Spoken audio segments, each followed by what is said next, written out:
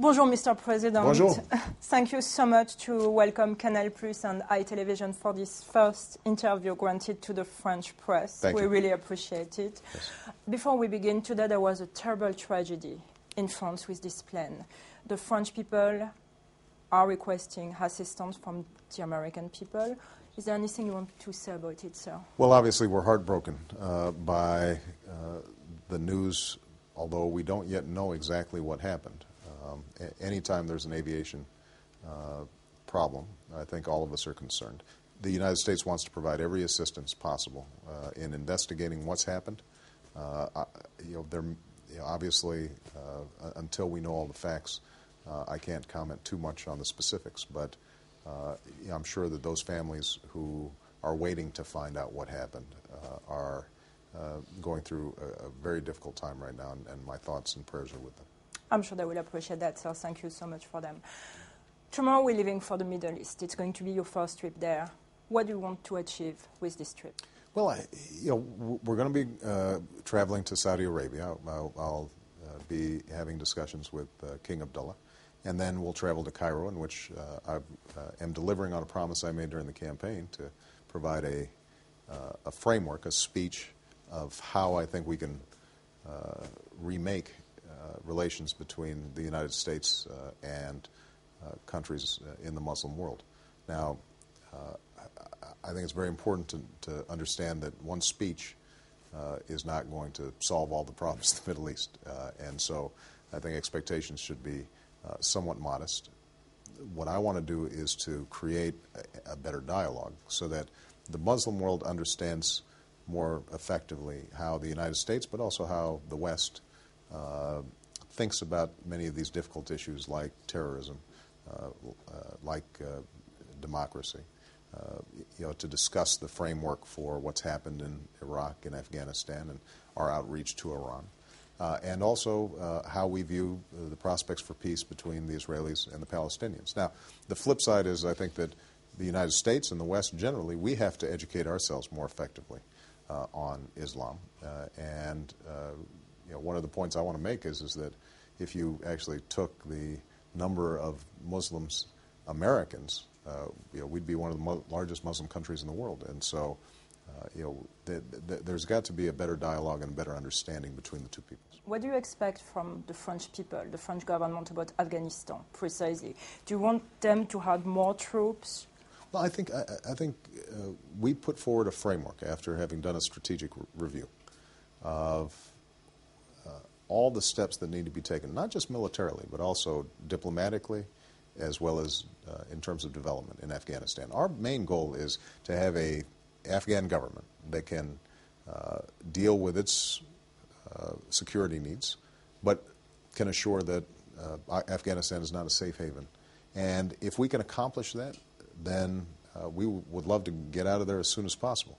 In the meantime, there's going to need to be some military support for the elections, for basic security in many of these villages. We have provided a lot of troops. We expect all our NATO partners to contribute to that, but that's not the only contribution to make. We also need agricultural specialists. We need gendarmes to help train the police. We need people who understand water systems and electrical systems. So there's more than enough work to do. And I'm very pleased so far that the NATO community feels, I think, unified in the approach that we've put forward. How can you do that with the young people who sometimes are very tempted by extremism? And they see you as, a kind of new president of the United States. What do you want to tell them, the young people? I think the most important thing I want to tell young people is that regardless of your faith, those who build as opposed to those who destroy, I think leave a lasting legacy not only for themselves but also for their nations. And the impulse towards destruction as opposed to how can we study science and mathematics and restore the incredible scientific and knowledge, the output that came about during centuries of Islamic culture. Do you think it's easy, Mr. President? I think that has to be lifted up. And You're seeing some countries, I think, that are making more investments in education. I think the importance of educating women, it has to be something that's emphasized. If you look at indicators of human development across the board, those where girls are getting a chance for an education end up being more economically productive. How to reconcile this with some of the traditional values and norms of Islam, that's not for me to dictate. But certainly, I think it's something that can be accomplished, and I want to encourage that. When I met you on the campaign trail, you were telling me that you wanted to organize a Muslim summit. Mm-hmm. Do you still have that in mind? Well, this is a start of what I think will be a long-term process. We'll have a speech, we'll have a roundtable discussion. It will give an opportunity, I think, for people around the world to engage in this discussion. It will be telecast in a wide variety of languages on our White House website, whitehouse.gov. And my hope is that as a consequence, you start seeing discussions not just at the presidential level, but at every level of life. And I hope I can spark some dialogue and debate within the Muslim world, because I think there's a real struggle right now between those who believe that Islam is irreconcilable to modern life, and those who believe that actually Islam has always been able to move side by side with progress. During this trip, you're going also to Germany and to France for the D-Day. How can you qualify the nature of the relationship between the French people and the American people, and also between the two presidents? Well, I've had a wonderful relationship with President Sarkozy, and we had a wonderful visit when we were there the last time in Strasbourg. And this time, I'm sure we'll have very productive bilateral relations. France is one of the most important countries in the world and helps to set trends in how we deal with everything from climate change to the global recession.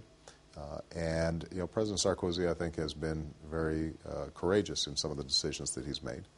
His willingness to stand very firm in the need to deal with Afghanistan, and his encouragement of tough, direct diplomacy with Iran.